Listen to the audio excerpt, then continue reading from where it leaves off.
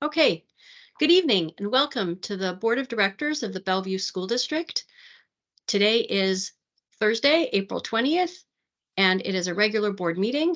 At this time, we will do roll call.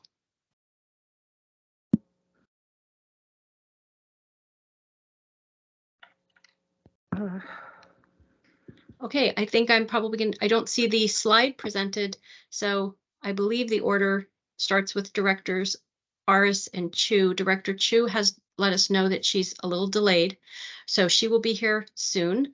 Seema Sarafan. Joyce Shuey. Carolyn Watson. Superintendent Art Jarvis.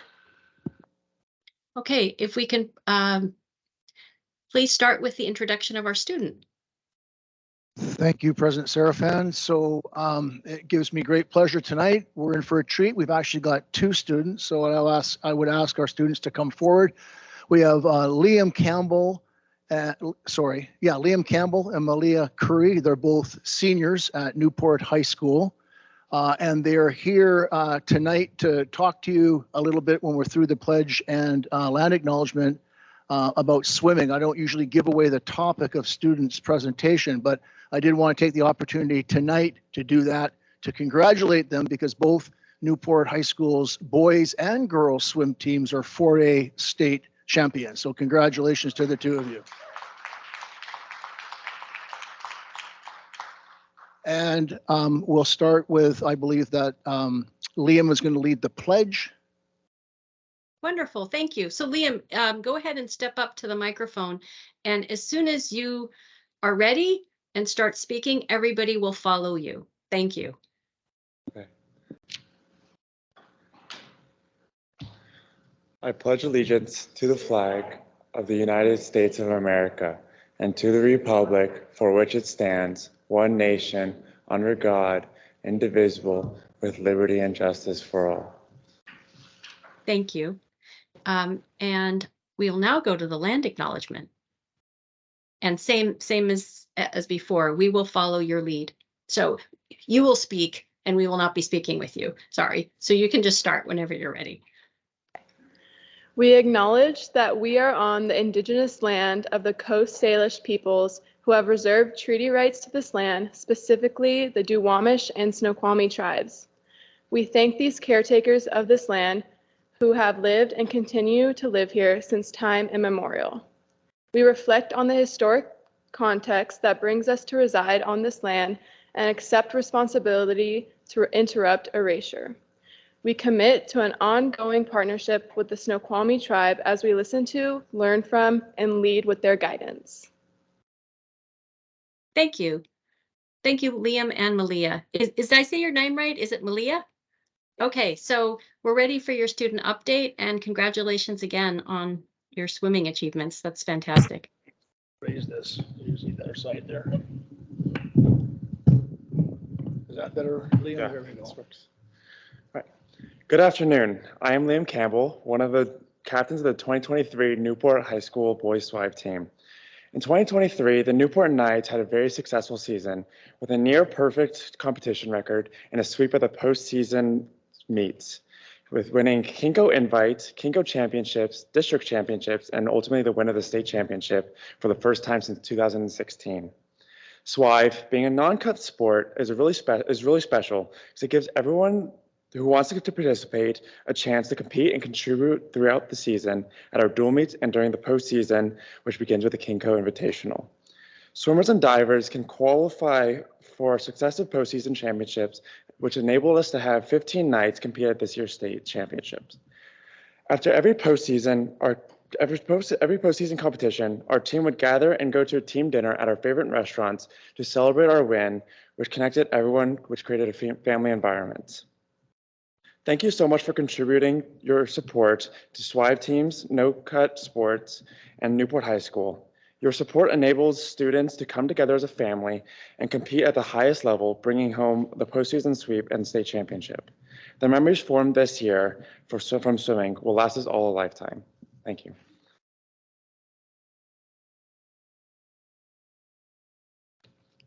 I'm not this tall. Here we go. Should be good. Hi, my name is Malia Curley, and I am also a senior at Newport High School. As a student athlete, I've had the opportunity to be a part of a team who won 2 4A girls swim and dive state championships, the first time as a freshman and the second as a senior. Representing our school, competing with some of the best athletes in our state, and bringing home the championship trophy is an amazing experience. But I'd like to talk about some even more important aspects of high school athletics: physical and mental health, teamwork and friendship, leadership, and community. During the second half of our freshman year, the COVID pandemic brought our normal student life to a screeching halt. We all pivoted and figured out how to navigate learning from our homes. Many of our fellow students spent the next year isolated from others. Those of us involved in athletics began gathering safely and training for our sports with our teammates. This benefited our physical and mental health as we had an opportunity to be with our friends and work with our coaches.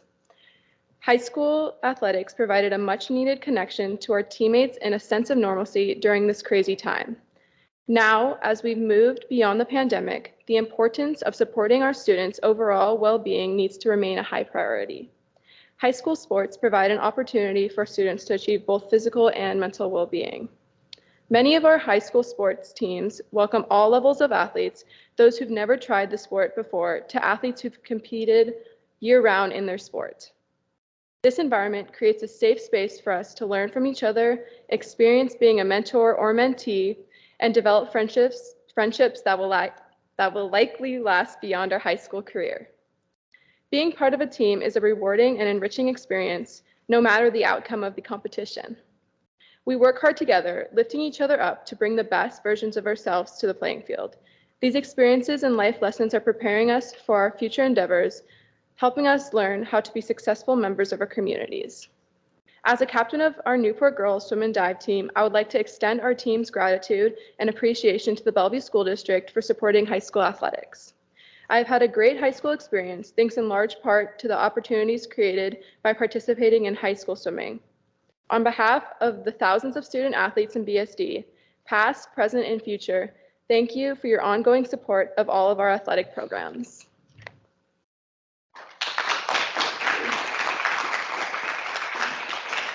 Thank you, Liam. Thank you, Malia. I just want to take the opportunity, if I may, President Serafan. Our students tonight are accompanied by one of their teachers, Karen Landau Walter, back here. Thank you for going above and beyond and being here tonight. And Kathy is Malia's mom, and she's in the back as well. So thank you, students. Thank you, board. Thank you. And congratulations. So we now go to acknowledgements. And we acknowledge that this is Arab American Heritage Month. It is Autism Acceptance Month. It is Earth Month, Poetry Month, National Occupational Therapy Month, School Library Month, and in 2 days on Saturday, April 22nd, it is Earth Day. So at this time, we go to the approval of tonight's agenda. I ask for a second to my motion to approve the agenda with one modification, which is I move that we would modify the agenda by taking item 6.2, which is the adoption of the resolution to increase the debt service fund appropriation, and that we move it forward to a date certain, that being the next board meeting of May 4th, 2023. If there's a second to that motion. Seconded. Okay. All right. So I will only explain what I think board directors may already know. Suggesting through my motion that we move 6.2 out is based on, I think, our board's prior discussion of just needing more time to understand and ask questions. So for that reason, that is the basis of the motion. It's been seconded. All those in favor, please say aye. All those opposed, say nay. Aye. Aye. Aye. I hear no nays, so the motion carries. We have our agenda as set forth tonight, with the exception of 6.2, which we carried to May 4th. All right, so I now ask for a second to my motion to approve our consent agenda. Is there a second? Second. Okay. If there's no discussion, we'll take a vote. All those in favor, please say aye.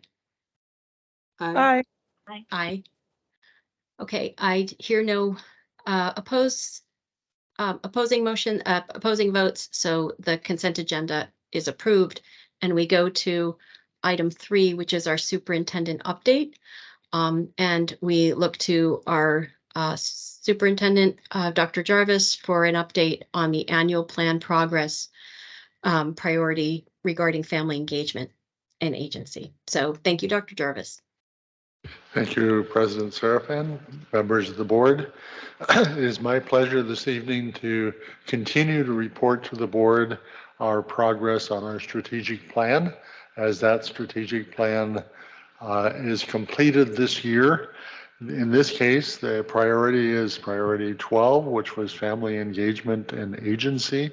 It's been an ambitious goal, and I am going to call immediately on a well-known face in this community that has led our equity and family engagement, Shamari Jones. Shamari, if you would take the lead on reporting the progress and the successes.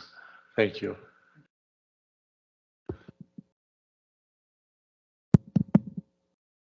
Thanks, Jess.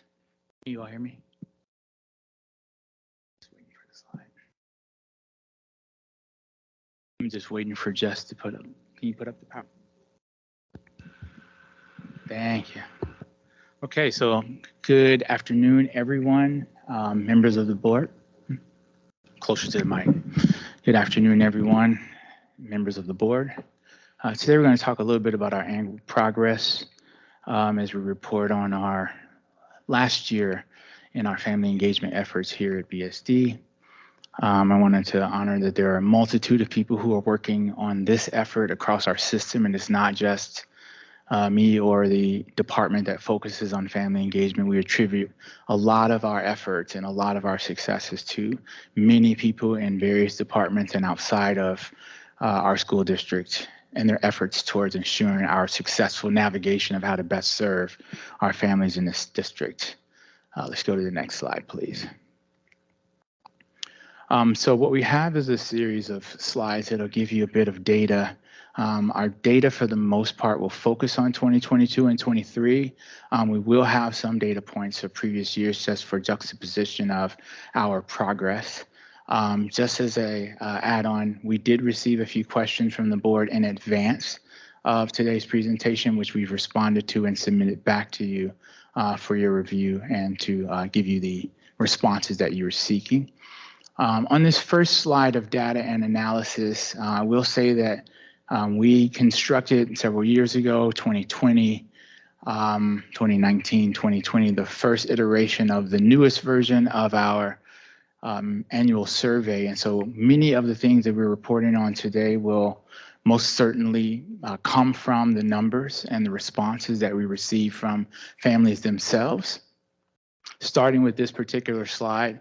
This particular slide is pertaining to the favorable responses that our families responded with regard to the 3 categories that we measure on our family engagement survey. Those 3 categories are informed, how informed do you feel? Supported, how supported do you feel in our district? And whether or not you feel a sense of empowerment by being a family member in service to serving your child in the Bellevue School District. You will see that we did achieve our target goal for 2022 and 23 of increasing families' feeling of informed, supported, and empowered from last year. And we're very much seeking to, at minimum, get back to our baseline numbers of 1920, knowing that those middle years were pandemic years, and we're still seeking to climb out of a space where families have not felt as empowered, supported, and informed. So this year, you'll see 63% in general of all the respondents felt informed, 61% felt empowered, supported, and 55% felt empowered by the definitions that we offered them in the survey itself. Let's go to the next slide, please. Further on our data analysis, we're looking at the response rate from members and target populations that we seek to serve in our efforts to normalize family engagement here in the Bellevue School District. 29% of our district's families responded this year. That is 5,550 surveys out of a total of 18,000+ families. It's a little bit lower response rate this year than it was last year, but still above what we founded as our desired target response rate of 20%. Every year we've been able to achieve much greater response than the 20% that we originally set forth. We do see a little bit of a drop in satisfaction levels racially for our Black and African American families, and by special programming, our families whose students are receiving or have a 504. But we do have in the families in the MLL category, they have reported the greatest level of feeling informed, supported, and empowered across the board. Some of those other numbers, though, and the lessening of those numbers are likely due to survey fatigue, timing of the survey, and other things that just happened to come up during the exact time that we were seeking to offer this survey within the district. Next slide, please. So you'll look at the slide across the different levels. You'll see blue represents our district, orange represents elementary, gray middle, and yellow high. Elementary families both respond at a higher rate and experience a much greater sense of feeling informed, supported, and empowered. We certainly have speculations around that, particularly because they have one teacher throughout the day. And there's a lot more parent involvement typically at the elementary level. We do also ensure that this aligns to our expectations due to the structure of elementary. And so you'll see that, and Dr. Jarvis and I had a conversation about this last week, there's a gradual decline in families from orange to yellow, and particularly because we believe that there's a hands-off approach that a lot of our secondary families take with regard to our curriculum being focused directly towards the student themselves. Next slide. Amongst this, we continue to see a strong response rate and higher results from community that we've put a dedicated effort into supporting and reaching out to, particularly our Hispanic and MLL populations. I do want to credit some of our community partners, particularly NISO, for helping serve our community in a better way than what we have served in the past by way of intentionally making telephone calls, drawing them in, aiding them in responding to the surveys. Families who identify as Hispanic Latino have the greatest level of overall satisfaction pertaining to feeling informed, supported, and empowered. And you'll see the quote below is from Ricardo Macias, who is in our organization as the director of MLL. We asked him why he believes this is, or what were his thoughts around this. His quote was, MLL facilitators in schools not only support students and families with language and academic development, but their role also supports families with the development of a stronger relationship between them and the school community, etc. Next slide, please. So for focus and achievements, this is one of our priorities within our current strategic plan that ends this year. This does include thinking differently and charging differently on how we go about engaging our families. We most certainly seek to ourselves and inspire others to customize practices at the building level. We do believe that the building level is the heart and soul of where these relationships take place and how they are cultivated. And fostering true partnerships by integrating family voice into decision-making to best support students' needs. Our focus for this particular year has been, of course, this survey. We have an excellent, if you have not seen it yet, Spanish bulletin that supports about 3,000 members of our Spanish-speaking community. We work very closely with our Family Advisory Committee, members dominantly of our parent group that seek to support us with advisement, and our district family engagement team, which are representatives from varying departments across the district who have a deep hand in serving families. This year, we also wanted to include that although the boom experience is particularly for our students, we impact the whole child, including their family. And so we have a multitude of activities that we do, including Black History Beyond February. It is a hour-long or so session that we offer approximately quarterly for folks to engage in discussion. It's not just our students, it's our entire community involved. And we just concluded our annual Boom student event on March 30th. 400 students from 11 of our school buildings getting an opportunity to engage in activities that help support the development of our BIPOC students and students furthest from educational justice. You're well aware that we have a hub at Highland Middle School, which we're supporting and seeking to support further our McKinney-Vento program and our family engagement specialist support. Next steps, we will continue to support our district families towards increasing their feelings of informed, supported, and empowered. Although we may consider a transformation in how we measure information by way of what we add or offer as our survey, this still remains that we are seeking to increase these three categories of a family's experience. We are seeking to continue support by representing family voice in key organizational decisions through the advocacy work of our advisory committees. I mentioned the Family Advisory Committee. We have the EAAC, the Equity Advisory and Advocacy Collaborative, and a few other committees of families that really give us a lot of their energy and effort in support of the development of our organization. And maybe in moving our survey up a little bit, we're consulting a bit to see when the better time to offer this survey so that we can get results back in the survey that we can act upon today. Right now, we get the results in March this month, and we disseminate that information to the individual school buildings. And we give very limited time for them to actually act upon it for families to experience something different this year. So we're in discussions about that. We also want to think about the utilization of our critical criteria to improve the quality engagement and equitable outcomes for all students and stakeholders. And by partnering with various district initiatives for the purpose of strengthening relationships across the district. And there are many that are going on now. I will be leaving this meeting shortly to go to a community meeting about some of our consolidations, but making sure that we are deliberate in our efforts to support families and include their voice. The last several bullet points are just what we have in our family engagement strat plan. It's our guide that we focus on. We want to ensure that there's a shared vision, high quality programming, accessible systems and partnerships between families, effective communications, and continuous learning and improvement. Next slide. Final slide. Thank you very much for giving us the opportunity to present. I want to give a shout out to Danya Schwab on our team in the back here, who's done a yeoman's work in helping to construct and create a lot of this work. Thank you all.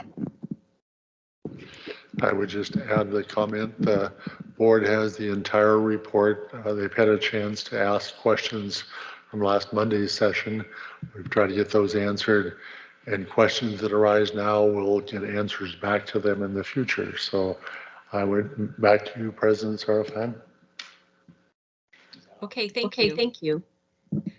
There may be an echo there. I hear myself echoing. So I believe that takes us to our public comment time.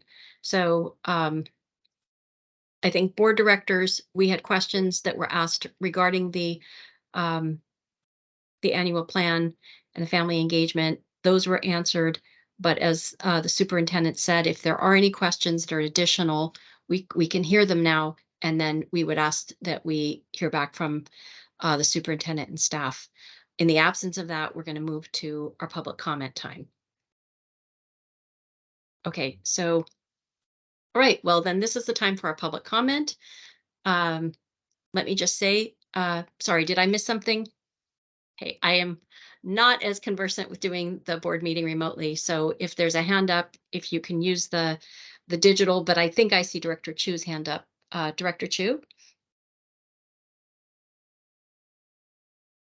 Thank you.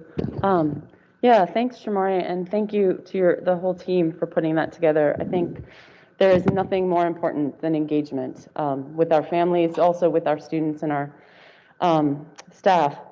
But I want to just make sure that at some point, we as a board will have time to talk about how we're thinking about and measuring and how we're determining what's important in that space. And what kind of progress we're making. I think that Director Watson had asked some questions on Monday about whether or not we're looking at the right measures. I also asked questions about how we could focus on ensuring that we had the breadth of our community responding. And I wonder if when we get answers back, if we would have time to have a discussion among the directors and the superintendent as we're moving towards things like the annual plan and so forth. I think it's a good call out. I think the answers were provided, but I think as we look to restructure or, well, revise how we do our meetings, I think that's one of the things that I'm going to be looking to too. I'd like to hear from, I do want to just know, I think what I'm hearing in your comment, Director Chu, is you had the questions, you saw the answers, but there's a broader discussion to be had on how we can do things going forward. And I agree with you. I think our agenda tonight is not written to have that, but I would just say I concur with that. I want to also make sure if there's any net new questions based on what was presented tonight, we capture those. I don't think I'm necessarily hearing that. I would like to just have our Executive Director Harrison, because we have kind of a new way of getting answers back. If you don't mind, Executive Director Harrison, just reminding our board where you put that. I think it's on a SharePoint, but I think we need to have, we're going to need that sort of new way of working, a reminder there. So if you don't mind, before we take Director Watson's comment, could I hear from you on that? Of course. Yes, being the first time through with this process, we got the answers from Shamari's team earlier today. It's the information is domiciled, as you say, in the board's SharePoint site, and I will include a link in tomorrow's update. And I appreciate if there's any additional questions that we get them as soon as possible, so we can endeavor to get them answered for you. Okay, I will make an idea suggestion. I don't suggest all the board is going to agree on this. I just ask for us to think about it. I think one of the things that's maybe an opportunity is we asked questions. They were things that came to our mind having read the report. Answers are provided. I think having the SharePoint allows us to track the question to the answer, but some of the answers might be things that others in the community might also benefit from. So one way that we could do that is having an addendum to the report, not saying redo the whole report, but you could have an addendum that simply puts those questions and the answers and provides those, because effectively it enables others to have the same benefit that we are getting. So it's something to think about for the future. As a vote of one, I would say that would help me, but I think we may have other ways that we could do that that could be more elegant, and maybe we can talk about that at a future session, if not tonight's director discussion. But it's, so you've told us where they are. Maybe you can, our board coordinator, Hannah Worth, can re-email or send people something if they don't know where to find it. But just an idea for ensuring that the benefit we get, others get too. Director Watson? Yeah, I'll say I can't find them. I searched through my emails twice, and then I went to the old link for that SharePoint file, and I don't see the answers written in there. And then, so I feel bad about it, because I feel like I'm expected to know something that I don't know. But then I did have one additional question, which is just about the hub. And it's an easy question. Are there still resources at the other schools, or are people expected to get themselves over to the hub to get that kind of help? That's my additional question. Okay, I think that's the only question we have. So I'm just going to ask, is that something Dr. Jarvis can be answered tonight? Or if not, we'll take it to a future time. We will get that back to you. Okay.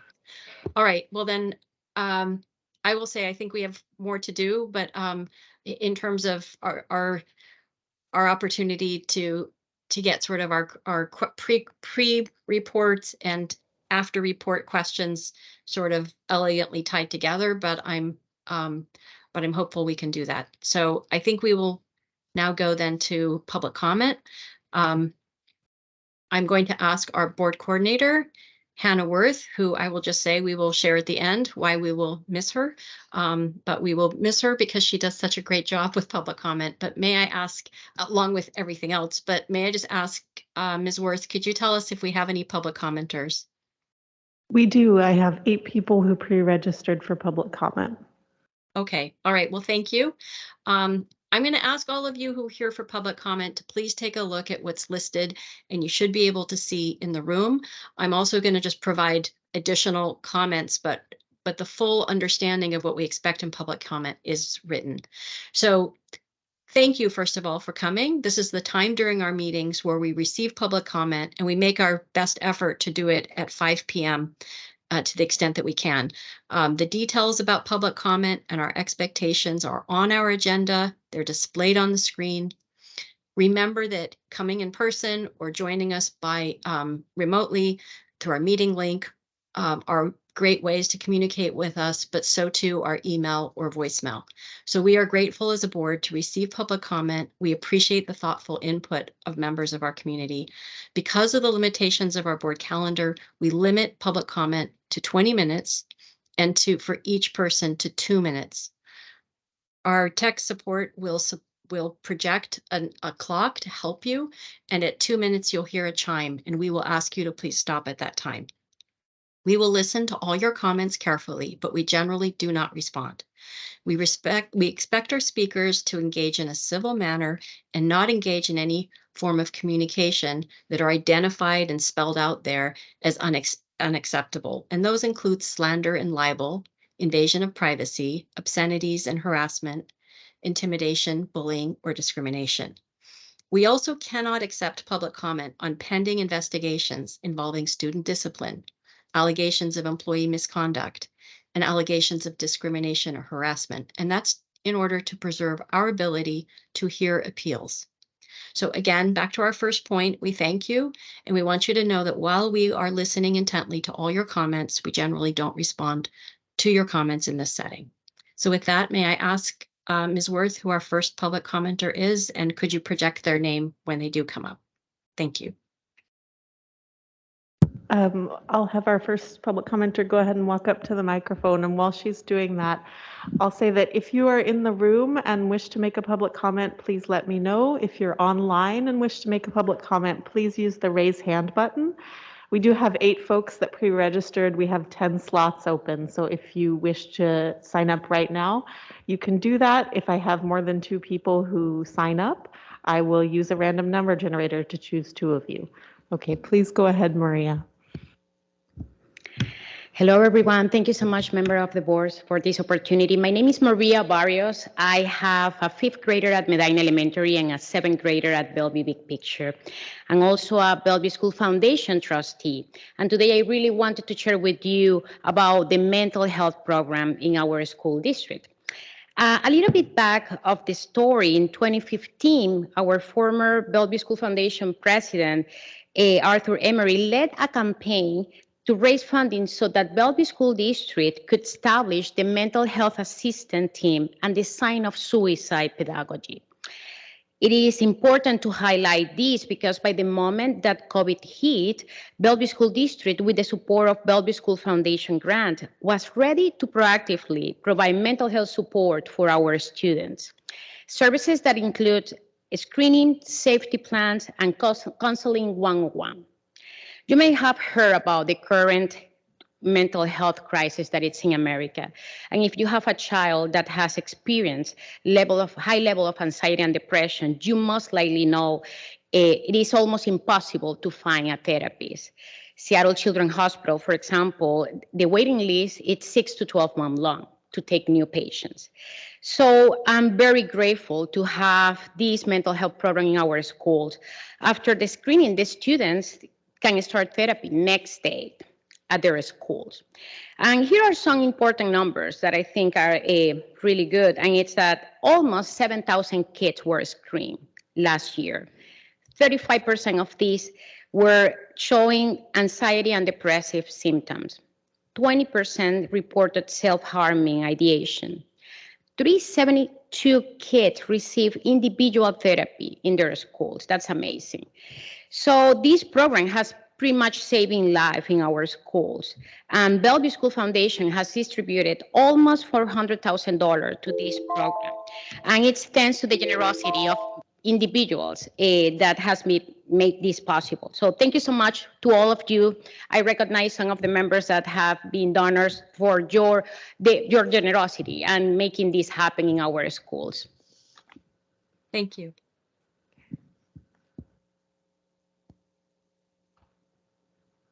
Hi there, everyone. This is kind of a Bellevue Schools Foundation love bomb around the mental health assistance team. So I'm here to also express my gratitude for fully funding the program in the coming year. I just wanted to express I cannot begin to tell you how much it's affected my family personally. All three of my kids suffer from anxiety and depression, and they've been able to access counselors on campus anytime that they need them, even if they're like having extreme anxiety during the day. And I know that this carries through to all of the students that have been affected by this program. So thank you. It really is saving lives, but it's also enabling huge amounts of education to happen in the schools, because when you take away these barriers to entry, these barriers to education, you enable these students to thrive. And that's exactly what we're here for. So I wanted to thank you for funding it future. I also wanted to tell you that we need to find a permanent solution for this. I know we have it fully funded for next school year, but I want to keep in mind that we need to continue to advocate for our district, because we desperately need this. This mental health crisis is not going anywhere. It's not going away anytime soon. And we just want to make sure that our students are protected. And we also want to make sure that our program can be duplicated in other districts. I think it's really important that we keep in mind that this is not a Bellevue problem. This is a national crisis. And we are setting a standard here that can be replicated in other districts and be saving lives nationally. So thank you for being leaders in this. I really, really appreciate it. And I know that our student body is benefiting from it every single day. Thank you.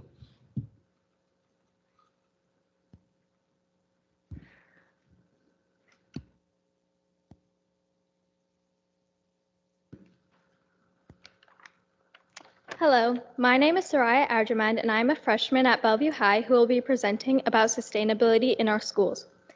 Among others, I'm advocating to support Policy 6811 about sustainability. We acknowledge that this policy will take time, effort, and resources. However, we fully support adopting it into our schools. Today, I will be presenting benefits of this policy on the student level and on the local and national level. First, as a student in BSD, I can tell quite easily that sustainability isn't a priority. From lunch options such as plastic straws, cups, and trays, to inefficient transportation, we can improve our schools so much. I mean, if our environment isn't succeeding, how can we? In addition, I know that other students really care about sustainability. When I made a sustainability petition around November, students were signing every line and even covered the margins. They care about sustainability, they just don't know how to action it, and this policy will guide them in the right path and support their passion for the environment. Next, on the local and national level.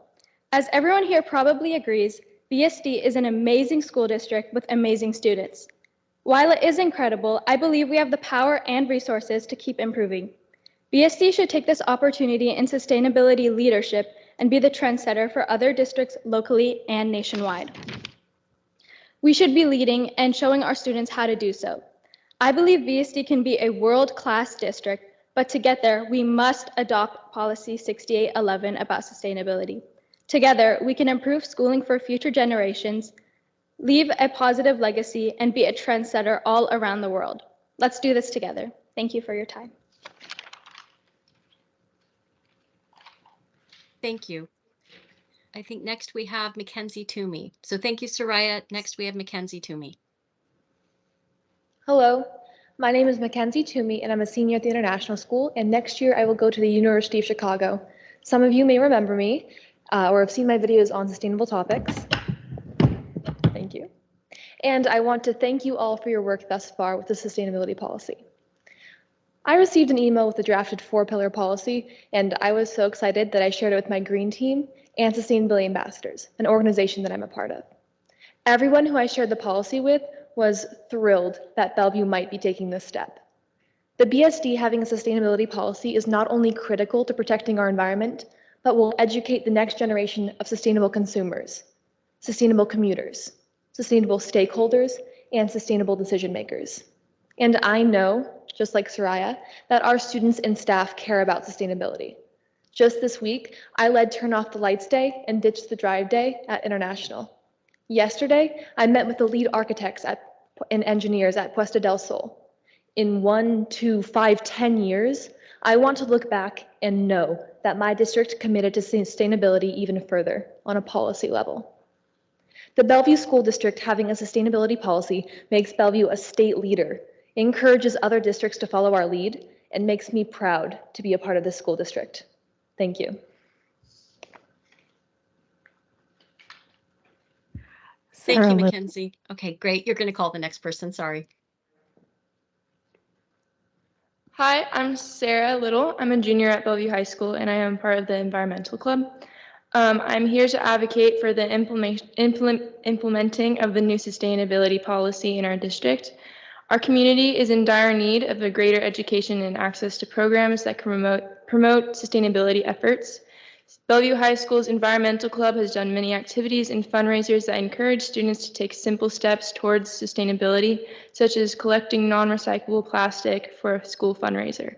However, many students don't even know what plastic is recyclable or not, and often throw out all plastic because it's too difficult to remember which items go where. Implementing a new sustainability policy in our school district would provide education to students and prevent single-use plastics from being provided in our cafeterias and classrooms. It is essential to provide this education to students at a young age so they can carry this knowledge with them as they go to college and future careers. This education is not only important, but provides students and staff with many opportunities to act. Many people at our school want to help the environment and get involved in sustainability efforts, but it's not always easy to do so. By implementing this policy, we can increase the sustainability in the Bellevue community and make it easier for everyone to take part in protecting the environment. Thank you. Thank you. I think next we have Berenice Stolt or Stolte. Sorry if I didn't say that right. Hello, I'm Berenice Stolt, and I'm a junior at Bellevue High School. I've recently helped organize the district-wide Turn Off the Lights Day and Ditch the Drive Day, and would like to share some other ideas to make Bellevue School District more sustainable and environmentally friendly. It's awesome that our district is voting on Policy 6811 today, as this opens doors to many opportunities to improve our sustainability. One such opportunity is the implementation of electric school buses. The Montgomery County Public Schools, for example, have already transitioned to fully electric school buses, and this benefits the environment while also protecting young kids from inhaling harmful emissions daily. As school buses are unused most of the day, the excess energy can also be used to power some other features of schools and used in cases of emergencies. Federal and state incentives are forming to make this financially possible for districts as well, and as new laws get created, we would be better equipped to comply if we pass the sustainability policy. Therefore, in order to protect our environment and keep our children healthy, I hope that the Bellevue School District will pass this policy that would allow for changes such as implementing electric school buses and be a leader in creating carbon neutral schools. Thank you for your time.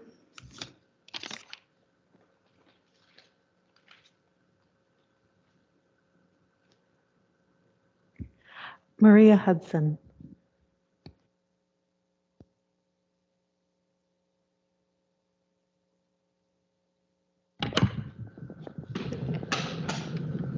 I'm here today to talk to the Bellevue School District about the school to prison pipeline, specifically with its connection to sexual trafficking of African American kids in King County. My daughter is 1% of 84% African American girls sex trafficked by affluent white men. And I want to be clear about this. My son had this experience too off of the Bellevue School District campus.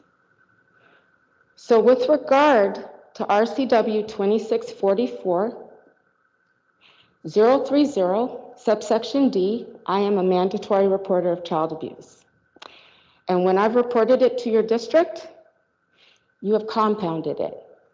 I've experienced malfeasance and mandatory reporting, child abuse with regard to student-on-student abuse of my children, teacher-on-student abuse, as well as the WAC, where you are supposed to fire teachers, okay, for crimes against students. So we need to talk about several things. The rape of Brown versus the Board of Education, which is benefiting white people, white students in special education in particular, more than it does Black children. So with regard to that, and my children who have been disabled and vulnerable in your district, when you fail to protect, when you fail to provide special educational services, and you fail to do your duties, my children have been subject to the school to prison pipeline, which is ostensibly entrapment, violations of parental right to protect their children from predatory teachers with regard to self-defense. There's a myriad of issues that are occurring with regard to Black students in your district.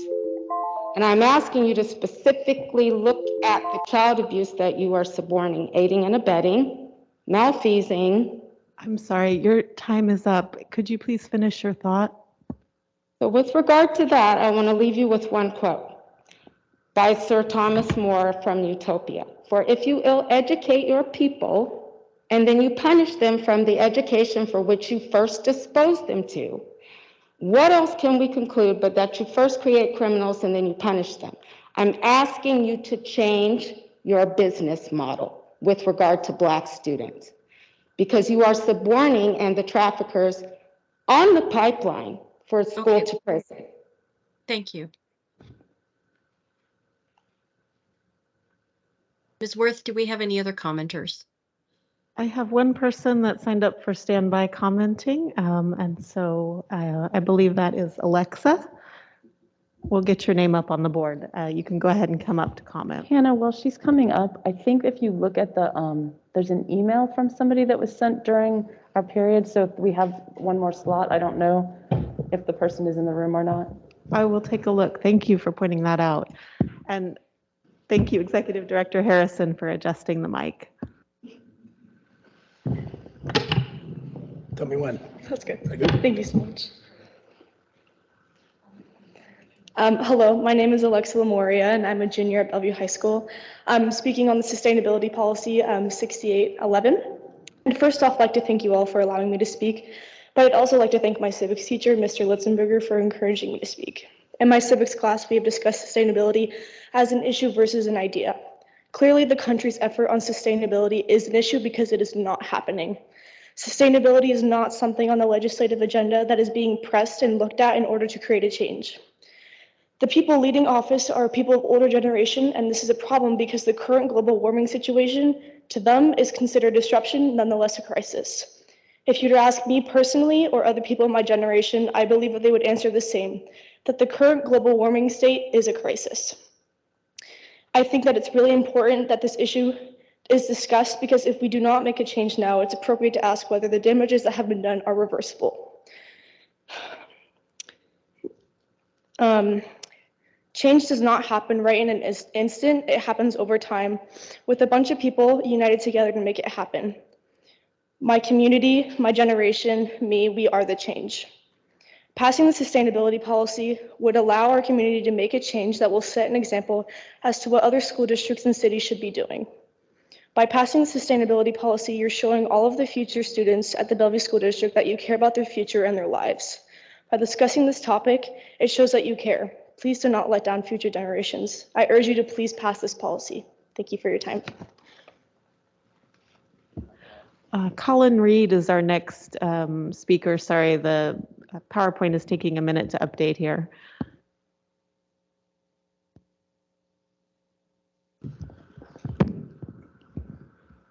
Thank you. Go ahead and start.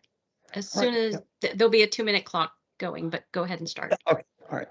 Yeah. So first off, I would like to just express my solidarity with every single one of the commenters who has currently come up. I think all of those issues are incredibly important. I'm glad that everyone is expressing those to the board and just in public spheres in general. I am relatively new to Washington State. I've only come here a year ago to get my master's in education. And I'm incredibly new to Bellevue. I've heard this community makes many waves outside of it. I am currently teaching out at Franklin Pierce School District down at Keithley Middle School. It took me 4 buses to get here as well, which is why, because I do not own a car, which is why I'm a bit late. Now, working at FPS, one of the things that I've realized is the lack of biliteracy and bilingual programs at that school, especially given the fact that we have a plethora of Hispanic L1 students and Samoan, and also an increasing number of Ukrainian and Moldovan students who have absolutely no access to language services at the middle school where I work. I have at least 10 Spanish L1 students who I teach as part of my student teaching, at least 7 Samoans who would greatly benefit from bilingual programs, and 4 Ukrainian refugee students who I am able to use my knowledge of Russian to give them instruction, which they would not have at all because there are no Russian speakers in the entire 6th grade. And luckily I'm able to use that Russian. They're able to accept that because it's an act of solidarity of international solidarity in which we are able to come together to give those children an education. And I was wondering, I was basically wanted to put into the atmosphere the idea of having a sort of inter-district solidarity, whether there might be possibilities for collaborating not only to develop this district, but those across the entirety of the state. But yeah, thank you for the opportunity to comment. Thank you. Thank you very much.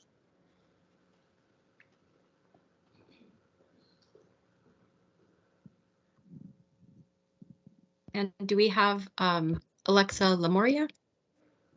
Sorry, Alexa spoke before Colin, and so that is in the Okay. folks that I All have volunteered. Okay, thank you. I think that ends our public comment. And unless I'm missing something, I think that ends our public comment. I want to ask just to take a minute to say, which we will say again, but I think since you have handled our public comment always and done it in ways that most of the public might see you now, I just want to thank our board coordinator, Hannah Worth, who is moving on to something new, but we are all very grateful to her because she does things that people can see most of the time in our board meetings, but even more things that they don't get to see, which is all the preparation before a meeting. So if we can, I just want to take a minute to say thank you, Hannah Worth. You've been a great coordinator to all of us.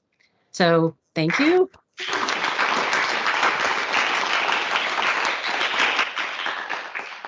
Thank you. And I see a few hands up. I think Director Chu's might have been up first. So why don't we just take a second? We're a little bit off the plan, but why don't we just take that second? Director Chu? Thanks, Director Serafin. I've got a couple of quick comments. One is, Ms. Worth, wait a second, we've got a, should I do, oh, that's my fault. All right, sorry, I unmuted the wrong mic.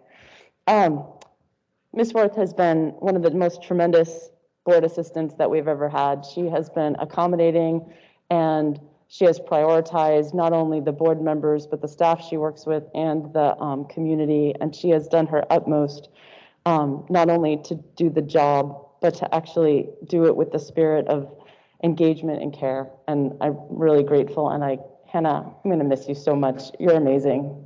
Thank you. And then I also would just like to say another thank you. Seema, we heard all the student speakers and all the students who came out today, and they did a great job. But in addition to that, we received a tremendous inpouring of letters over the past several months, including some this week, from students who not only gave us feedback about yes or no, they gave us specific feedback about what was great or not great about the policy, things they were concerned about, and things they cared about. It was entirely productive, and our student voices are probably the most important voices that we have. We're all here to serve them, and I appreciate that. And I also want to call out that multiple educators helped those voices find this place. And I just want to call out in particular Mr. Litzenberger, who is one of the teachers at Bellevue.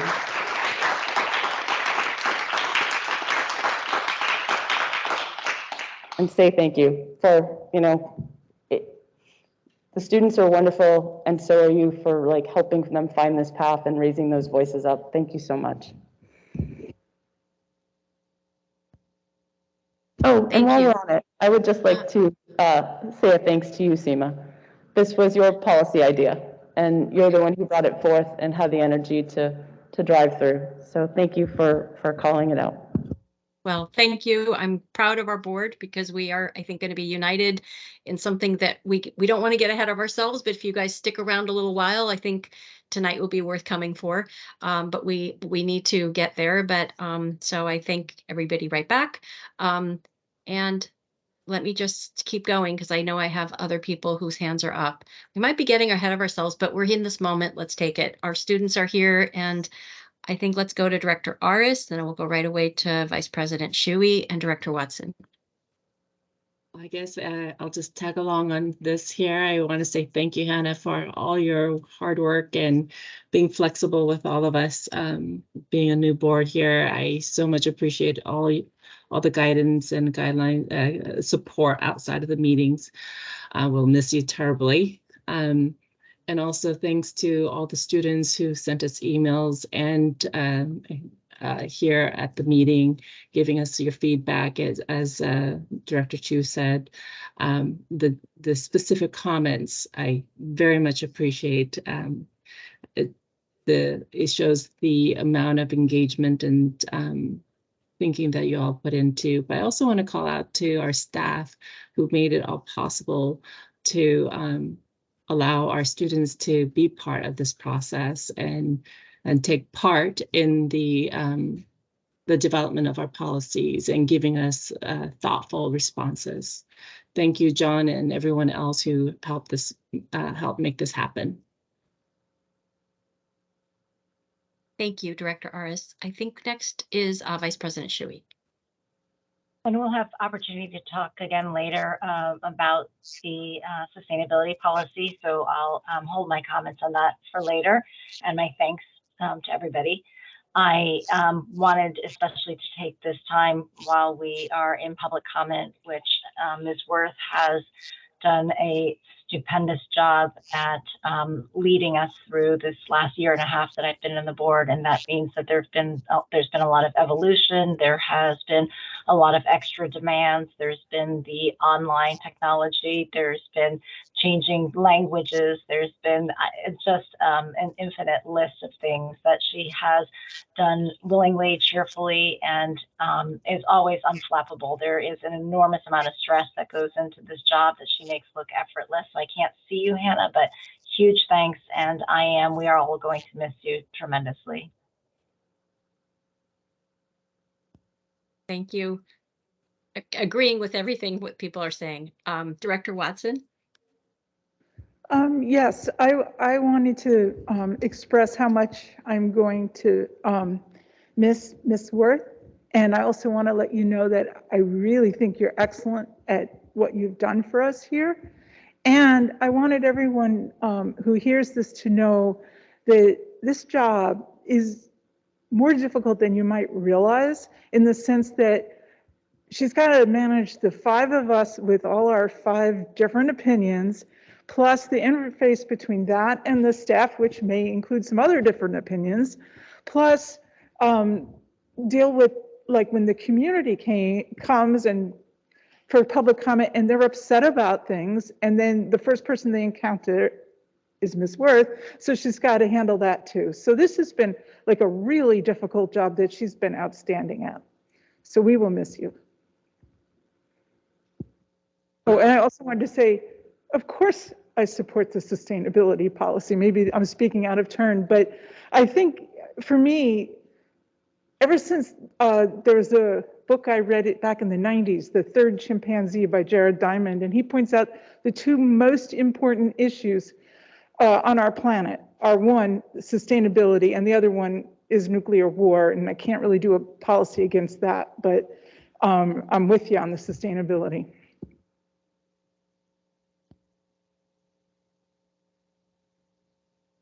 Okay, we are going to go now. Thank you, everyone. We're going to go ahead and go now to item 5, our board business. We have two policies to discuss. I think we want to make sure we give them each time. They are each actually very relevant to the students who are here. I know you're all very focused on sustainability, and we're going to talk about that one first, but I think the second one will also be of great interest. So I want to just ask our Executive Director, John Harrison, if you can give us a brief update on the policy memo, but really let's then get into the policies. We have discussed them.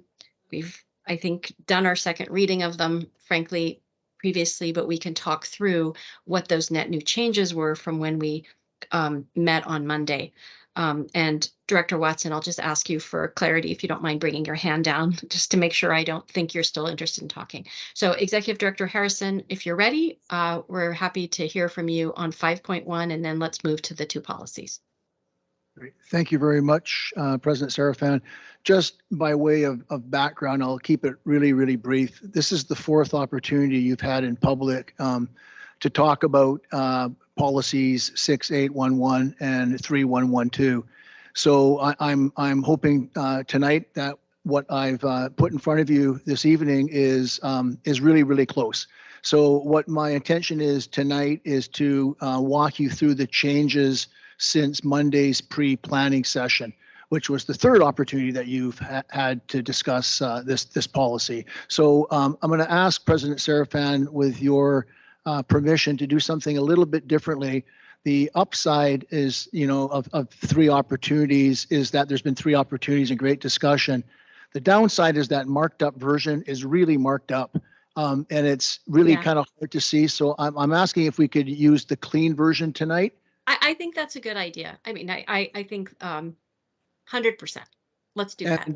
And no argument from me. And I saw that you put yellow in it, and to maybe just to note what is new, and that's fine.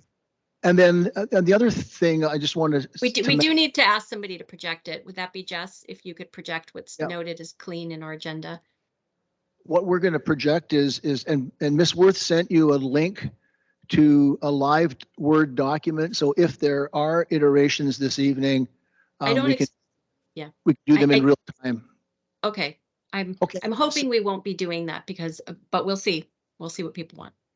We'll see. Thank you, President Serafan. So again, what is highlighted in yellow is what's been changed since your feedback on Monday afternoon. And that first section there, section A, the 4 pillars of sustainability, it really wasn't clear what the purpose of those 4 pillars were. So that new sentence, that first sentence, is succinct and basically just says the 4 pillars are 4 pillars of sustainability practices that are going to guide the district's sustainability commitment. I highlighted the word resources because that was new. We had some discussion around resource decisions and stewards of public assets, et cetera, et cetera. And what it really came down to, I think, for me, and what I heard from you on Monday, is that what we really want to ensure is that the resource decisions that we make support an ecologically sustainable environment. And then, for example, and those things have not changed. Part 2, a new word, environmental safety. Initially, the topic, the title of this section was safety. What we're really talking about here is environmental safety. And so language has been cleaned up. And one of the things I've done throughout the document is make sure the language is all, is not passive, it's active language. So consistent with the district's obligation to keep students and staff safe, the district will prioritize environmental safety in all district buildings by considering sustainability objectives and accounting for, and that changes in weather patterns, air quality, et cetera. Was there previously. Third substantive change under number 3, and this was a really excellent add here from directors. And the comment was, what we want to do with a collective understanding is make that connection between our individual and our collective choices and actions and the physical world. And the way that we do that in the school system for our students is throughout that student experience. So it's broader than just instruction is what the previous language was, and it's curriculum, it's instruction, it's student activities, and it's the services that we provide to students. So that's new language. And under student voice, I just highlighted the first couple of words, because really what changed there was not the content, but I felt that what used to be the second paragraph, what was the first paragraph. So I started with what used to be the second paragraph because I believe it's stronger. So we start with this commitment that the superintendent and board, and that was intentional, that was feedback from Monday, create opportunities for students to provide input into design, implementation, review, and revision of sustainability work. And it was kind of interesting in some of the letters that the students wrote and some of the feedback we've got from students. They talk about that this work should not be put on the shoulders of students. And I fully understand that this is the planet that we've created, a planet that they're inheriting, and that not every student, like that's not a student responsibility, but this opportunity to create opportunities for students who are inclined to engage, like the students that came and spoke tonight, that they be given every opportunity. So we did some cleanup there under student voice. And then moving down to section B and implementation with respect to the action plan, which really for me is kind of the heart of the commitment we're making here in this policy. The last sentence said, we'll review the action plan annually and make revisions. And feedback from you is that may not need to make revisions. So a review kind of, includes revisions if revisions are necessary. In the next section here, I just highlighted the first sentence because I made the language consistent throughout the rest of the paragraph. This was, again, feedback from Monday. We had reference to like zero, reduction, zero emissions, I think. And really what we're talking about is reducing negative impact and increasing positive impact. So through the examples, I just made sure that language was consistent. Down to number 3, timeline for integrating sustainability topics into the curriculum. This one you did not talk about on Monday, but I made this addition unilaterally. I think it's a good addition. It used to say a timeline for integrating sustainability content into the curriculum. So I think that's a portion of that. But again, from the students' feedback, it was really interesting. A lot of the student letters today talked about, yes, we need to integrate sustainability into the curriculum, but not to the degree where it supplants content that's required, standards in math and language arts, et cetera. So what I said was that our integration of sustainability content will be consistent with the state standards, and our state does have standards for environmental and for environment and sustainability, so that we make sure that we do that in accordance with state standards and aligned with global competencies. Then the final addition was also a suggestion from Monday that we cross-reference the other policy that is on the docket tonight, and that's 3112, student safety and well-being. So I'm going to stop there, and I would love to hear any other additional questions. And my recommendation is that you adopt policy 6811 as presented, unless there's any other changes that come about as of tonight. Thank you, President Serafan.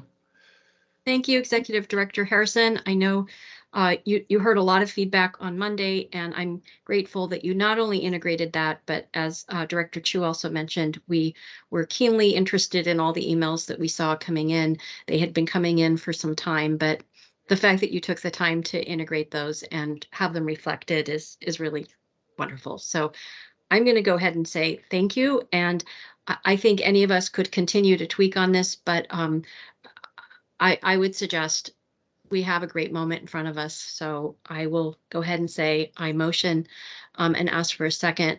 Second. That we pass 6811. All right. If there's no discussion, let's just go right to our vote. All those in favor, please say aye. Aye. Aye. I think I hear 5. All right, motion passes. Thank you. Congratulations to our district and to all the students there. Thank you. And to our teachers, Mr. Litzenberger, and all the other teachers. Thank you so much. And President Serafan, may I just say, as kind of the policy liaison over the last, decade or so, there has never been a policy that's captured student interest like this one. So thanks again to our students and to Mr. Litzenberger and other teachers that participated in this. Very much appreciated. Great. Well, wonderful. Thank you. Thank you, students. And if you can, stick around because there's one more that will be interesting to you. So Executive Director Harrison. This is Hannah Worth. I just wanted to state for the record, because I know folks online can't always hear what's happening in the room. I want to state that there was very loud applause and some laughter. So for that policy, thank you. Great, thank you. Wonderful. Okay, we move on now to our next policy. Executive Director Harrison. Thank you. This is policy 3112, student safety and well-being. And I concur, President Serafin, this is also a very important policy. So Jess, if you could put there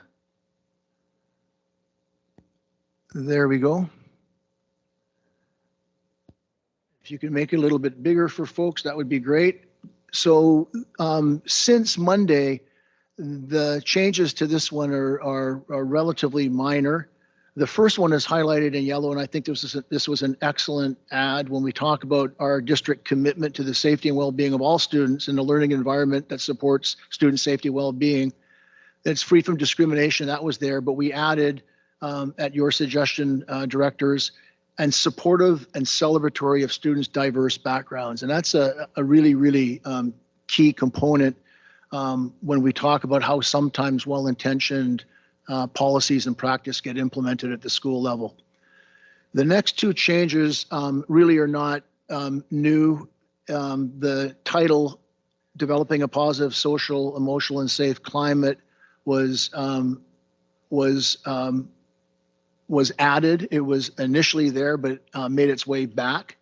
And then a second title at the bottom that speaks specifically to stakeholder engagement, same thing.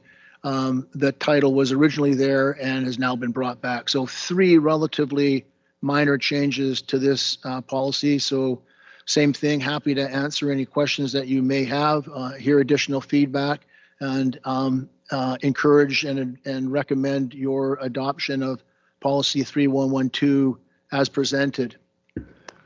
In the spirit, Seema, of the fact that we've been working on this for quite a while, and to lean in and say, you know, we can perfect this over time, I'm going to motion that we approve this policy. And I do want to just mention, as presented here by Mr. Harrison, and I do want to mention that I was meeting with Jubilee Reach the other day, and Randy Ang was telling me about a club that was started at one of our schools under Jubilee's support, and that was the de-stressing club. And the idea came from a student that we should have a club for de-stressing, and they've been doing activities together as an elementary school student group. But I think that what it pointed out to me is it just highlights the importance of safety and well-being on all fronts, that it is relevant to our kids. They are worrying about it, and they are thinking about it, and they're also doing things about it, even at the elementary school. So I think it's important to continue to support that work. I see a hand up. I believe that might, well, let me go ahead and have you speak, Vice President Shuey. I was just going to also, on both of these, say thank you to President Serafin on the former one and to Directors Chu and Aris on this one. The effort that was put into creating them, and then the time that was spent on massaging and really getting at what the community wanted on these two are great testament to all of your efforts. So thank you. Okay, so I think we have a motion. I'm hearing that as a second from Vice President Shuey to Director Chu's motion. And so let's all vote. I just will tell you I have a little trouble hearing the vote, so I just want to make sure I get it. I want to congratulate the vote when we get it. So all those in favor, please say aye. Aye. Aye. Aye. Okay, the motion carries. Congratulations. Another great policy, another good moment. So thank you, everyone. Congratulations, board, and thank you very much.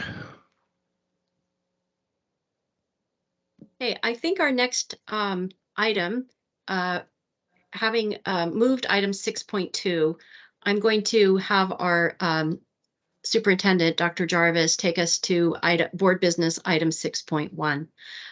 We have a hearing on the resolution, so Dr. Jarvis, if you can go ahead and, as agreed, speak to this. But for directors Aris and Chu, you may have missed this at the very beginning. You might not. I think Director Aris was here, but I asked and our board approved adopting, taking 6.2 and moving it forward to May 4th, as we had previously kind of discussed as a board on Monday. So we really just have the hearing. Dr. Jarvis.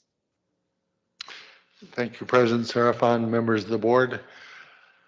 You will definitely recall that every year you pass 5 budgets in the summertime, one of which is the budget for debt service and expenditures in the debt service fund. You did that last August. In the subsequent time in December, there was a bond sale, and the bond interest rates have changed this year. At the same time, we already had enough money in the debt service fund to be able to handle that, but we do require, in essence, an extension of the amount that can be provided without any necessary tax increase or collection, or it's simply the approval by the board to make the full payment that is due. Elaine Thompson is here with me to handle any and all of the technical questions that come up and answers. But it is also required in the process of any budget extension or approval to hold a public hearing and give any patrons a chance to either comment or ask questions. And therefore, we are holding this public hearing. The action of the board, as you said, will be on May 4th, will be requested. And I'd be happy to answer questions, but at this point, I would ask Elaine if she had any additional comments to make. And I know we had at least one inquiry from a patron. And Elaine? Yes, I can address the question. Is this on? I'd ask you to pull that a little closer to yourself, and then maybe Jess will need to. Is that better? Yeah, okay. Thank you. So we did have a question from one of our public, and that question was basically, why do we need to increase? So I just wanted to explain the timing of it. The budget, as you had mentioned, the budget is done in the summertime for the next year. And at that time, it was anticipated that we would do the bond sale in the spring of 2023. And therefore, we only created the budget for what was anticipated for what would be due in June of 2023.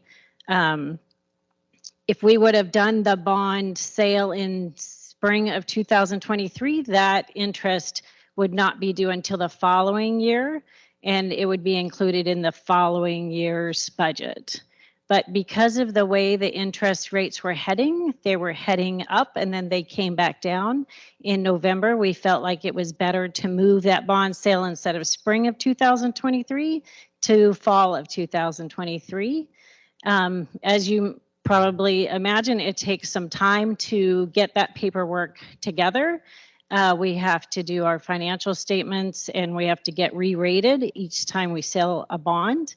Therefore, we needed to do that, to do it by the end of the year. As we saw interest rates might change, we decided to go ahead and do that in December and gather that information and in November, I'm sorry, and do that sale on December 1st. Because we did the sale earlier than we had anticipated, we have to increase our debt service payment for that additional tax for doing the bond earlier than anticipated. So that's basically the response that I hope clarifies why we are asking it this year. If we didn't do the bond this early, that payment, that additional payment would be in the following year. Thank you. I think we've got for people in the public, this, I will have Ms. Worth with Dr. Jarvis navigate that, but I'm going to ask, I think I've got a question right now from Director Watson. I'd like to recommend that you open the hearing. Okay. I didn't know if we could first take questions and then open the hearing.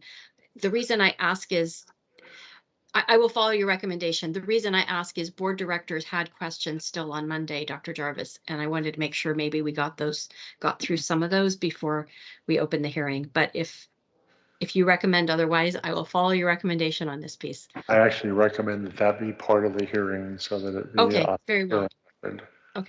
Okay, so then we are officially opening the hearing, and I will defer to you on who you wish to call and when on this piece. I will turn to Hannah.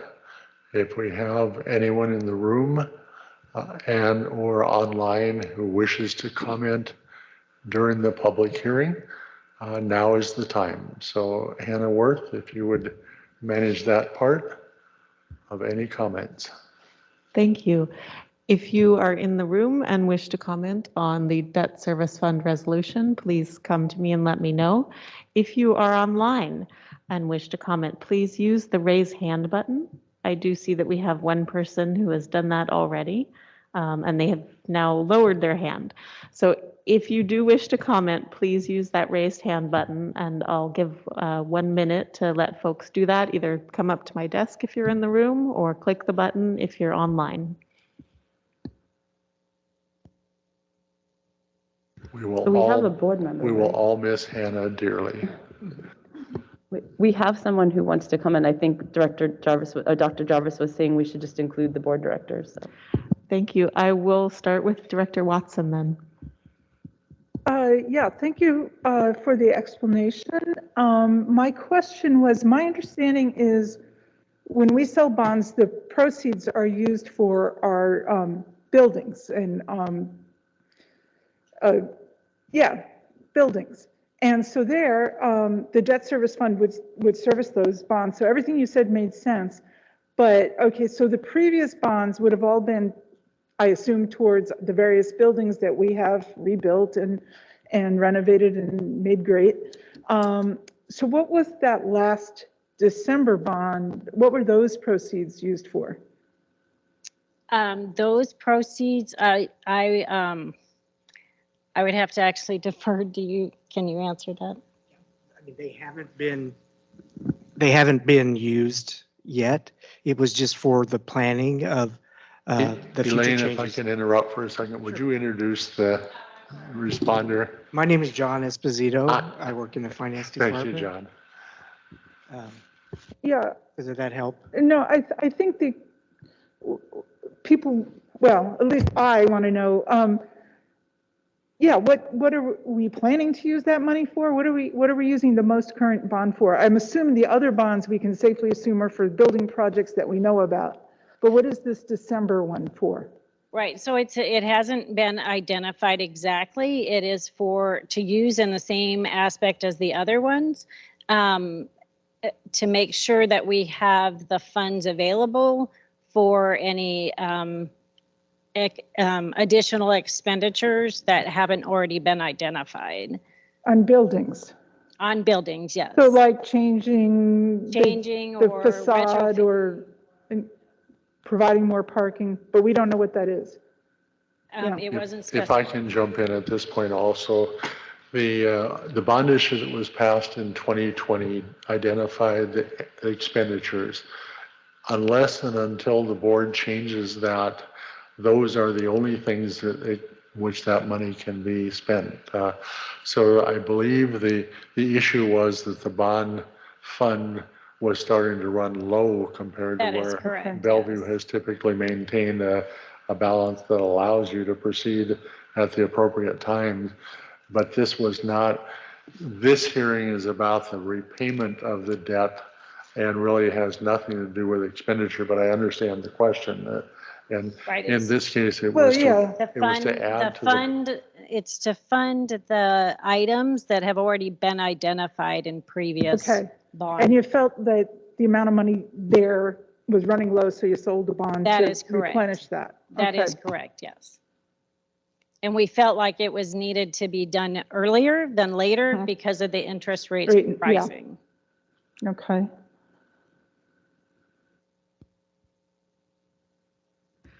Okay. The two folks that have their hands up in the meeting have already spoken. Is there anyone else who would like to speak at the hearing? I thought I had observed the person who looks identified as PAC parents.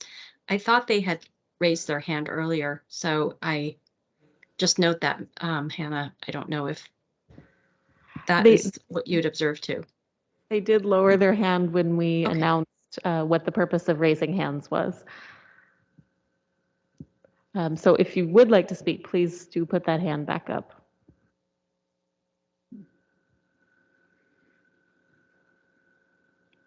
Officially, Hannah, I'll ask you to make the third call. And after the third call, President Sarafan, it is permissible then to close the hearing. This is the third and last call for speakers at the hearing on the resolution to increase the debt service fund.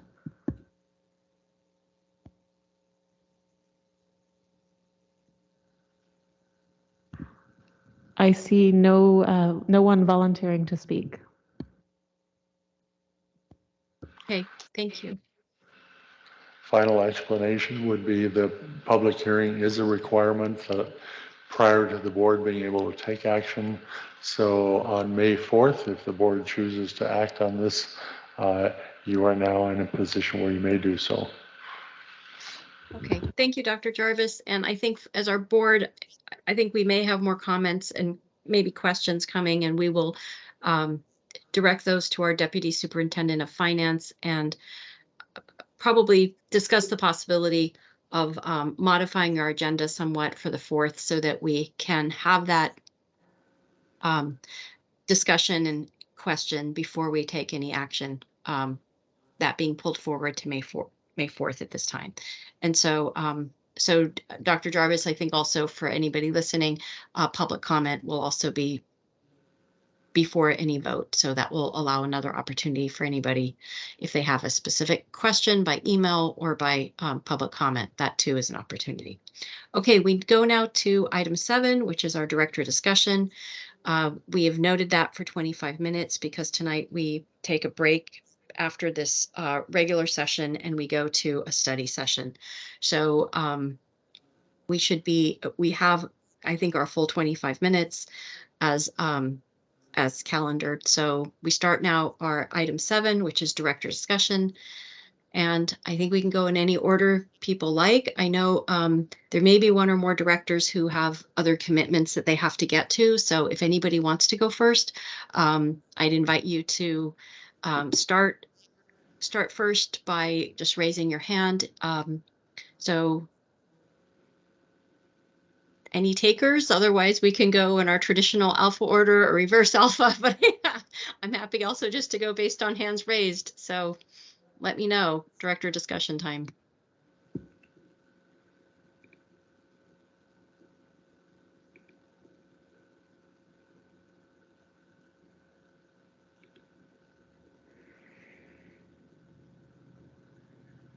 Well, I will go then. I just wanted to say that so many things I think to talk about. First of all, I think it was a great night just for passing 2 policies that I think will have impact and engagement with students and serve our students well. So I think I just want to congratulate our board. I think our executive director referenced the number of turns and cycles, and so did some of you on our board, but I think it was great and I'm excited about it. I'm excited about the steps that will follow, really, because that's where the excitement comes, which is when we actually will get to see things implemented. So that's my primary comment. I also wanted to iterate just on the other things we said about our board coordinator. I think we all spoke to that. So so one more thing is just, I think next Thursday will be her last meeting with us. So other than that, those were the main things I was going to say, but I don't want to monopolize the time. So if there's any other board director who wants to speak, go ahead.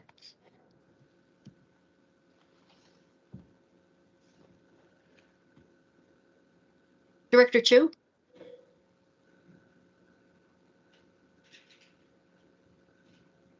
I have a comment I'd like to make, but it's kind of a like end of the meeting comment. So is there, if anyone else wants to speak first, I'd prefer to wait. Sure. Director Watson? Yeah, I thought, well, if nothing else, I'll use this time to add a little bit on each of the topics that we sort of flew through. One was I wanted to make sure maybe if someone hears this that can get to him, let him know that I appreciated Jason Golick's memo about the surplus, because I was reading the surplus list and I was thinking, are these computers like still useful? And he answered it right there that they're not supportable. So that was helpful. I'm also curious about what the state standards for environmental education are that we have in the memo there. So I'm going to be looking at those. And I want to the student who wondered whether older people care about sustainability. I'm here to say a lot of us do. Even though, you know, I don't want to see the world for our children and for our grandchildren to just, you know, be full of floods and warming and all kinds of things. So I think we care about sustainability. And also, I just wanted to say, I'm sorry for all the questions, or not so much, I'll explain the questions about the bond. I just thought it looked a little funny, giving sort of the timing and the interest rate environment and what were we doing with the money. So I'll have to go back and look at what it is, but I do think it's more for our things we need to still keep fixing on the buildings is what I'm thinking, right? Okay, so those were just little additional thoughts on things we've gone over tonight. Okay, I thought of two more things. I'll say them quickly, and then let's go to Vice President Shuey and then Directors Aris and Chu. I was going to say that regarding the sustainability policy, for what it's worth, I checked early on. I think I told you guys early, like a year ago, that you know, hey, I looked across the country. There's not that many states or even districts that seem to have a cohesive sustainability policy. You don't know what happens in a year, but I went back to try to check, and I even checked with Tim Garcha of WASDA to say, hey, do you know if there's a sustainability policy in our state from another district? And he said, I don't know all 268 districts, every policy they have, but I don't think so. So it's hard to prove a negative, but I think we might be the first in our state and certainly one of the first in the country. So I think as we roll this out, we should think about more broadly, how can we, to the point of some of the students, how can we encourage other districts to do this? And because there could be real benefit to thinking about how we can have more people all focused and more kids and more future leaders doing this thinking. So it's something to think about. The other thing I was just going to say is I do think we should all, when we have our session coming up with Dr. Alsbury and Dr. Aramaki, which the two of them are planning that for next Thursday together. Hopefully you've each had your time with Dr. Alsbury one-to-one, but as we think about that, I think the topic that came up tonight, including the annual report and how we use our time, I think we do have opportunities to revise things so that we are striking that balance, but getting more, I think a more fluid feeling on our reports and the answers that come back. So we talked a little bit about that indirectly tonight, but I think that would be something where ideas could be really helpful.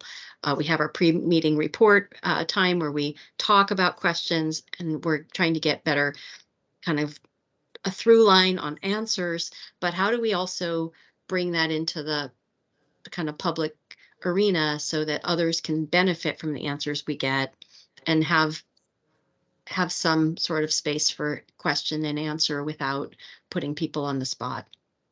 So it's something just to think about. I don't have answers. I just want to encourage people to think about it so that when we come next Thursday, maybe that could be part of the thinking. Okay, Vice President Shuey. And I'll just limit my remarks today to sustainability. And again, congratulations to us all. for passing this policy, which I'm really excited will result in really concrete changes, which I think I'd like to start here by saying that I think all of our meetings should be infused with discussions about what we can do better, whether it is visible or whether it's behind the scenes. And one of the ones that I wanted to highlight that is not behind the scenes, but maybe outside of this room, is something that many students mentioned tonight, which is Ditch the Drive. Tomorrow is our district-wide Ditch the Drive. We're encouraging anybody who would otherwise drive to school, whether that's students or parents of students, teachers, staff, to consider taking the bus. I myself have a commitment tomorrow that is at a courthouse that when I looked and I saw that the bus ride is 90 minutes to get to the courthouse and of course 90 minutes to get back, and that doesn't count waiting time if the bus doesn't come right then. What it makes us realize, for those of us who take the bus, like Colin Reed mentioned how long it took him and 4 buses to get to our meeting, and I appreciate the effort that goes into it, is that there are a lot of obstacles still to making the choice that's the better sustainability policy. The more of us that ditch the drive and show that there is a demand for public transportation, for electric buses, the more that we'll be able to really action out what we talk about in that sustainability policy. So changing public perception, changing individual action is something that I hope that we can continue to talk about with specific steps. And so encouraging everybody who's listening to ditch the drive tomorrow. Thank you.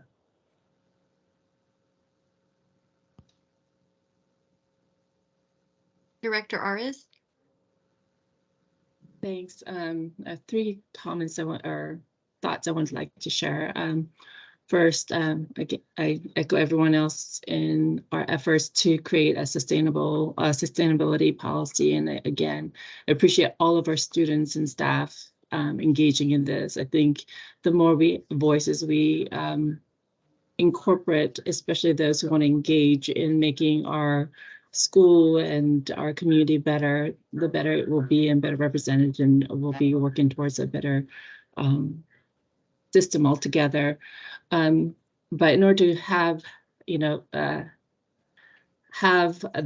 I guess, a sustainable space, I think the number one priority, and I've said this before, is to make sure that our policy really embraces and support all of our students' health and access to education. And I appreciate all of us working together and creating this wellness policy, as I think many have said over the the years, and we heard it earlier today, the importance of making sure that we address the mental health and the well-being of our students. And so again, thank you for everyone who participated in that as well. And thirdly, I want to kind of go back and I'd like to make an ask actually to our staff to consider sharing our wealth of information on our biliteracy programs with other school districts. I so much appreciate all the effort our staff has put together in creating biliteracy immersion and including our heritage language programs that we're working towards, and how we've come to that space and how we're working through all of that to make sure that we are supporting all of our MLL and our monolingual students who want to be bilingual. And I think it's invaluable, and I think the more we share, the better our larger community beyond our school district will be. And so I think it's an ask from our neighboring school districts. I would love, if it's possible, if it's feasible for us to look at how we could work together and share that knowledge information. Thank you. Great, thank you. Dr. Jarvis? I thought I saw your hand up. You did, but I didn't want to step on any board members. I just wanted to compliment somebody who's not in the room, Mr. Jack McLeod and his group, because as you passed the sustainability policy, the building that was opened earlier I can't prove that that's the first one in the nation, but I know of no other buildings that have net zero. And my compliments to the Bellevue board, the Bellevue staff, and Jack McLeod and that entire group for truly being among the first in the nation in that kind of consumption and designing and planning a school to meet the sustainability is fabulous. So while it was done in January, I just thought this evening was a time to mention it and give credit to all of you. Agree. It's a source of pride for everyone, and I think that's a wonderful comment and a good time. So thank you. I think now we have Director Chu, and we have, so Director Chu, you wanted to, I think, have the final comment. So go ahead, please. Thanks. All right, a couple quick items really upfront. I will bring our policy to the WASDA board and propose that they consider using that as an inspiration to provide model policy for the state on that. So I can do that. That's wonderful. Great, thank you. The second thing is I feel very bad that we neglected to acknowledge our Bellevue School Foundation folks who came into the room earlier. And I just want to say thank you. Bellevue Schools Foundation has done a lot of work to help enable us as a district to really further our mission in serving all kids. And they've done the mental health work. They have initiated things with college and career prep. They've initiated things with our computer science. I can't say enough good things. And I just want to appreciate them for coming out tonight, but also for all the work they do and that they enable in our district. And then finally, I do want to acknowledge it's pretty cool for a teacher from another district and a student teacher at that to come out and bring up the idea of collaborating. So I hope that we have a chance to follow up on that and do some work, because I think there are a lot of online opportunities for us to share across the state. I'm sure there are language access programs and other programs we'd like our kids to be able to access that we don't have the funds to develop. And I'm sure we can find ways to share. So I hope that we can follow up on that. And then finally, I have a statement I'd like to read. So I would like to say that over the past 12 and a half years on the Bellevue School Board, I have worked to promote active community engagement, data-driven and student-centered decision-making, creation of innovative and relevant learning opportunities, and true service for each and every student and family. In December, I will retire from the board so that others can inject new experiences and ideas into the work of governing our district and bringing even more voices forward to collaborate in this work. Engaging all stakeholders in this work is vital. From my very first year on the board, I initiated listening sessions across our district, specifically with our teachers who at that time did not feel like their voices were heard. I helped design a superintendent search process that included multiple opportunities for students, staff, families, and community members to participate. We hired a superintendent who was then able to collaborate with our teachers to lower class sizes, lead the state in adoption of an updated teacher evaluation program, and adopt interest-based strategies to increase collaboration and focus on the best interests of all, including our students, in our negotiations. In community forums, listening sessions, and small group discussions among board, staff, families, and community, I heard a call for a cause that aligns with my personal commitment to equity and serving each and every student. Participants identified unmet needs across our community, and I was privileged to lead the board to develop our district's first equity and accountability policy with help from my colleagues, especially Carolyn Watson. And which we co-created with our community. As part of that work, I helped design our Equity Advisory Group, which continues to identify and help address student barriers that limit access and positive experiences in our district. Related community engagement also helped propel adoption of updated and inclusive curriculum materials, changes to disciplinary policies to reduce disproportionate punishments to groups of students, broader access to college testing and resources, greater diversity in our employee hiring, and a long-term commitment to engage stakeholders in our core work. Community conversations helped elevate the importance of improving student well-being and belonging, which we established as a clear goal in our strategic plan, and towards which we have made significant progress. We still have much to do in this area, and I am committed to continuing outreach and collaboration with our community to further this work. I regularly encourage students to advocate for themselves. By welcoming those student voices to board meetings and other spaces, I learned about issues and opportunities that I have passionately supported, but from new angles and in actionable ways. From this, I advocated for including increasing physical spaces and coaching resources available for STEM activities like robotics, and improving our sexual harassment policies and procedures to be more empowering to those experiencing harassment.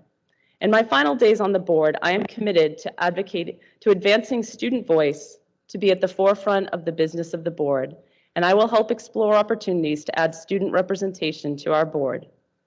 Recently, our district hired perhaps the most well-qualified and locally committed superintendent, one whose work has been rooted in engaging with staff and families. Our extensive engagement opportunities have also helped grow a diverse wealth of community leaders across our district. Together, this provides me with the confidence to pursue new opportunities, knowing that our district will be in highly capable hands that will bring even more new voices to the table. If you or someone you know is interested in serving as a school board director, you can find information on our website. School board directors come from a different area, each from a different area of our district, but are elected by our entire community to serve all students. I will be vacating the seat in District 4. Seats in Districts 1 and 2 are also up for election this year. Seats in Districts 3 and 5 will be up for election in 2025. Candidates for this year's election must file by Friday, May 19th at 4 p.m. I am happy to talk with interested candidates, and I encourage all board directors to actively engage our community in their work. Our best work is done with our community, not to it or even for it, but with it. Engagement is the heart of building strong communities and equitable, relevant education.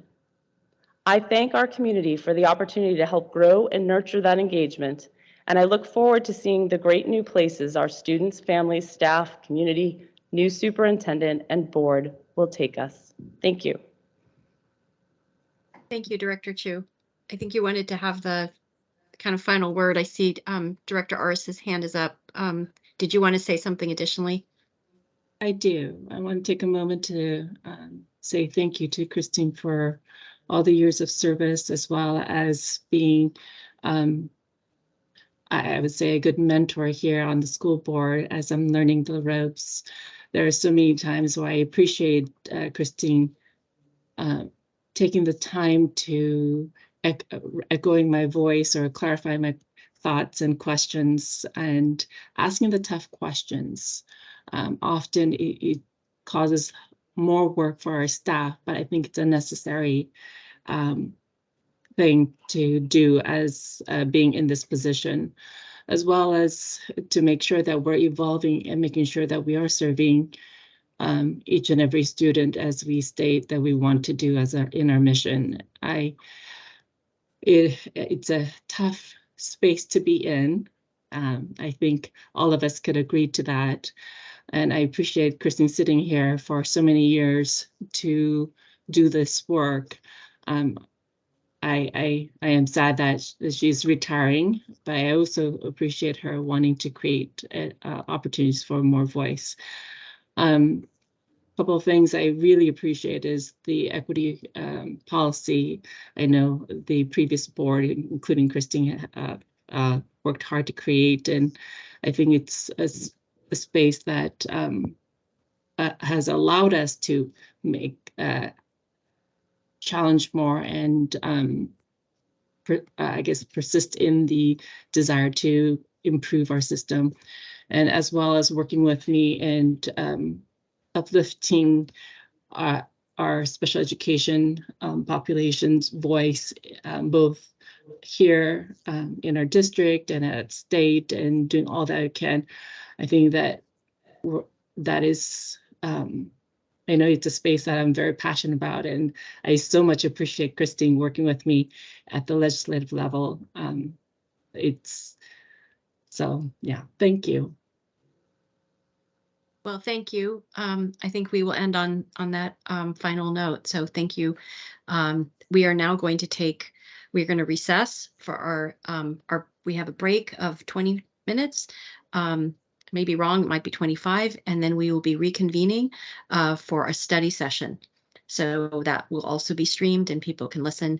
And I know a few board directors may have conflicts, but we will you're welcome, and Dr. Aramaki and staff have materials that they may be able to, we will ensure are shared later so that people can have them if they don't, or they aren't able to stay for all of it. Okay, thank you. We will stand in recess.